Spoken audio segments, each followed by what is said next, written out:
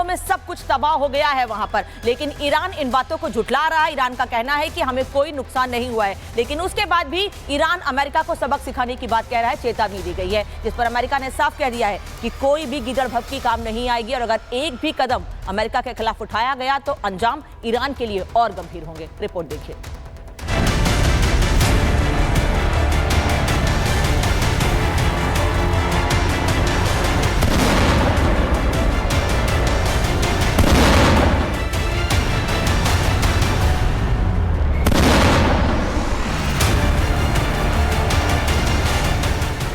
जून की आधी रात सन्नाटे में छिपे अमेरिकी स्टील्थ बॉम्बर्स ने ईरान के इस्फहान, नतांज और फोर्डो परमाणु ठिकानों पर GBU-57 बंकर बस्टर बम दागे। सबमरीन से लॉन्च हुई टॉमहॉक मिसाइलें भी निशाने पर लगी और सिर्फ 30 मिनट में ही तीनों टारगेट तहस नहस हो गए। दावा किया जा रहा है कि अमेरिका के इस हमले ने ईरान को नुकसान पहुंचाया है। फोर्डो लॉन्च पैड के पहाड़ी रिम पर कई क्रेटर और ब्लॉकेज देखे गए।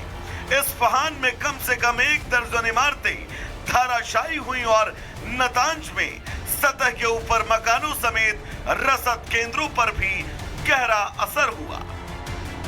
अमेरिकी हमले के बाद ईरान के इस्फहान न्यूक्लियर साइट की तस्वीर भी सामने आई। तस्वीरों में साफ देखा जा सकता है कि अमेरिकी हमले से न्यूक्लियर साइट को क्षति हुई है। पहली तस्वीर 16 जून की है, जब इस्फहान न्यूक्लियर साइट पर हमला नहीं हुआ था।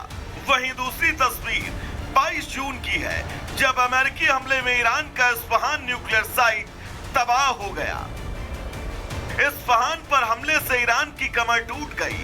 आपको बता दें कि इस्फहान ईरान का अहम सामरिक ठिकाना है।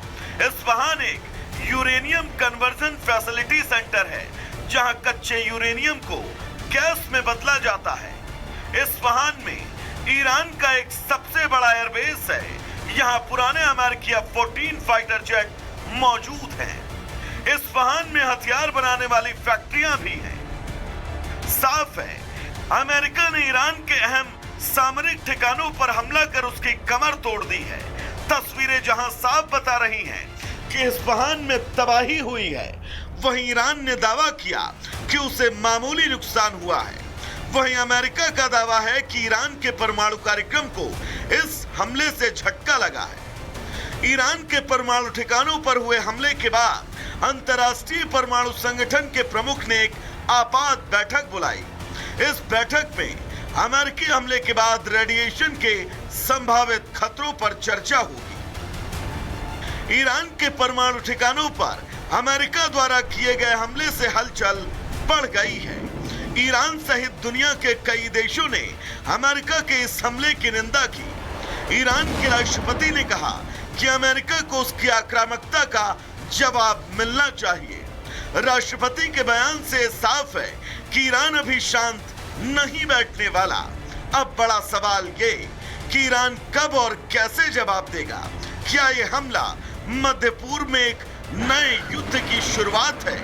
क्या वैश्विक बाजार, तेल आपूर्ति और डिप्लोमेसी पर भी असर पड़ेगा? आने वाले 48 घंटे अब बेहद निर्णायक होंगे। Bureau report, Republic Bharat.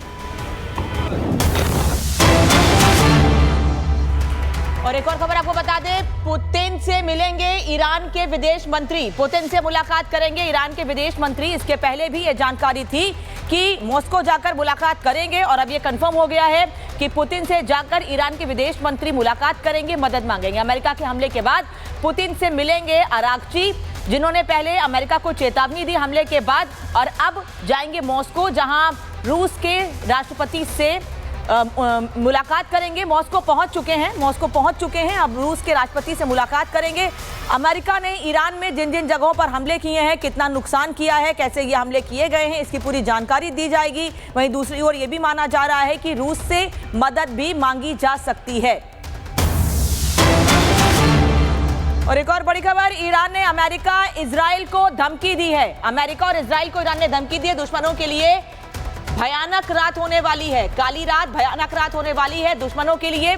Iran America और इजराइल को धमकी दे रहा है, क्योंकि अमेरिका ने देर रात को 2:30 बजे 22 जून को जो हमला किया, उसके बाद धमकी और चेतावनी, दुश्मनों के लिए काली रात आने वाली है, ये ईरान का कहना है। यानी अमेरिका पर भी हमले की तैयारी कर रहे हैं, प्लानिंग कर रहे हैं। वहीं साथ ही साथ इजराइल पर हमले तो हो ही रहे हैं, इजराइल पर हमले और तेज किए जाएंगे इस धमकी के बाद या इस चेतावनी के बाद। ऐसा माना जा रहा है कि अब ईरान इजराइल पर हमले और तेज करेगा। तो अनामिका बता रही थी कि जो खबर आ रही है उसके मुताबिक ईरान हमले और तेज करेगा, लेकिन ईरान के पास ब्रह्मास्त्र क्या है? तो सबसे पहले खैबर मिसाइल की बात करते हैं। और मीनाक्षी जरा बताइएगा कि खैबर मिसाइल किस तरीके से, कितनी ताकतवर? बिल्कुल, और खैबर मिसाइल को लेकर के ईरान की तरफ से ये जानकारी भी दी गई है कि उसका इस्तेमाल उसने इस युद्ध में पहली बार कर लिया है। अब अगर इसकी लंबाई की बात करते हैं तो 13 मीटर है, और अगर इसकी रेंज की बात करते हैं तो 2000 किलोमीटर दूर तक ये लक्ष्य को भेज सकती है। और बिल्कुल मीडियम रेंज की ये मिसाइल है, यानी कि सटीक निशाना, अचूक निशाना। और इन्हीं मिसाइलों के दम पर ईरान कह रहा है कि हम आपके एयरबेस तक अपनी पहुंच बना सकते हैं। तो ईरान का यह ब्रह्मास्त्र खैबर मिसाइल के बारे में ये एक बड़ी जानकारी, जिसकी स्पीड के बारे में आपको बताया गया कि 1500 किलोमीटर प्रति घंटे की रफ्तार है। पेलोड का जो वजन है वो 1500 किलोग्राम है। लंबाई जो आप देख पा रहे हैं वो 13 मीटर है।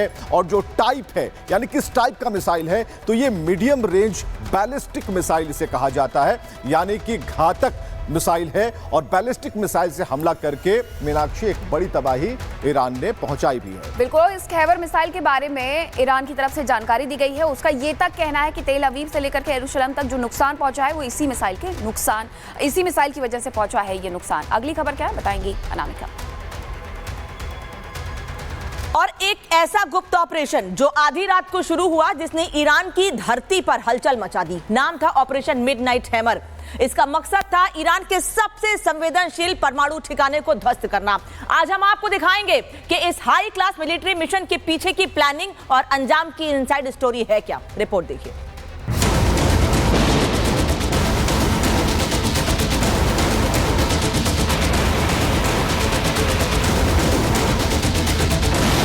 अमेरिका ने ईरान पर जबरदस्त सैन्य हमला किया। लक्ष्य बने ईरान के परमाणु ठिकाने और आसमान से बरसी तबाही की आग। जब अमेरिका ने आधी रात को दुनिया को चौंका दिया। तारीख 22 जून 2025, समय सुबह 4:15। टारगेट ईरान के परमाणु केंद्र। अमेरिका ने 22 जून की सुबह ईरान के 3 परमाणु ठिकानों पर 7B2 बॉम्बर से हमला किया। ये ठिकाने ईरान के फोर्डो, नतांज और इस्फहान में हैं। ईरानी परमाणु ठिकानों पर मिसाइल गिराने के करीब 13 घंटे बाद अमेरिकी रक्षा मंत्री और joint chief of staff general Dan Caine ने एक प्रेस कॉन्फ्रेंस की। जनरल डैन केन ने बताया कि ईरान में चले ऑपरेशन का नाम ऑपरेशन मिडनाइट हैमर था। इस ऑपरेशन में 125 से ज्यादा जेट शामिल थे। 7B2 बमवर्षक, फाइटर जेट और जासूस विमान ऑपरेशन का हिस्सा थे। 30,000 पाउंड के खास बम से हमला किया गया। पनडुब्बी से भी टॉमहॉक क्रूज मिसाइलें दागी गई। भ्रम फैलाने के लिए कई विमान प्रशांत महासागर की तरफ भेजे गए। बंकर बस्टर बम सीधे उस गुफा को निशाना बना रहे थे जहां यूरेनियम सेंट्रीफ्यूज चल रहे थे। 30 मिनट में पूरे ऑपरेशन को अंजाम दे दिया गया। ईरान को हमले की भनक तब लगी जब सब खत्म हो चुका था। ऑपरेशन इतना सटीक था कि एक भी अमेरिकी सैनिक जमीन पर नहीं उतरा। अमेरिका का यह हमला सर्जिकल स्ट्राइक ही था और इस पूरे ऑपरेशन को वॉर रूम में राष्ट्रपति ट्रंप खुद अधिकारियों के साथ मॉनिटर कर रहे थे। ऑपरेशन खत्म होने के बाद अमेरिकी रक्षा मंत्री, जिन्होंने कहा ये कार्रवाई अमेरिका की सुरक्षा और पश्चिम एशिया में शांति बनाए रखने के लिए जरूरी थी। अगर ईरान शांति का रास्ता नहीं अपनाता तो अमेरिका आगे भी सख्त कदम उठाने से पीछे नहीं हटेगा। अमेरिका का कहना है यह हमला ईरान के परमाणु कार्यक्रम को सीमित करने के लिए किया गया, लेकिन क्या यह हमला किसी बड़े युद्ध का संकेत है? ऐसे में दुनिया की प्रतिक्रिया की बात करें तो ईरान ने कहा यह हमला अवैध है, हम इसका जवाब देंगे। इजराइल ने कहा सही समय पर सही प्रहार होगा। रूस ने कहा क्षेत्र में आग लगाई गई है।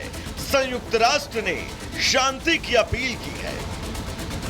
अमेरिकी हमले से बौखला ईरान ने पलटवार की धमकी दी। ईरान के पलटवार पर अब पूरी दुनिया की नजर है। हालांकि इस ऑपरेशन के पीछे की सच्चाई अभी भी धुंध में है, लेकिन इतना तय है मिडनाइट हैमर ने मिडिल ईस्ट में तनाव की आग भड़काई है। और यह भी तय कि ईरान की जमीन पर गिरा अमेरिकी हथियारों का कहर विश्व की राजनीति में एक नया अध्याय लिखेगा।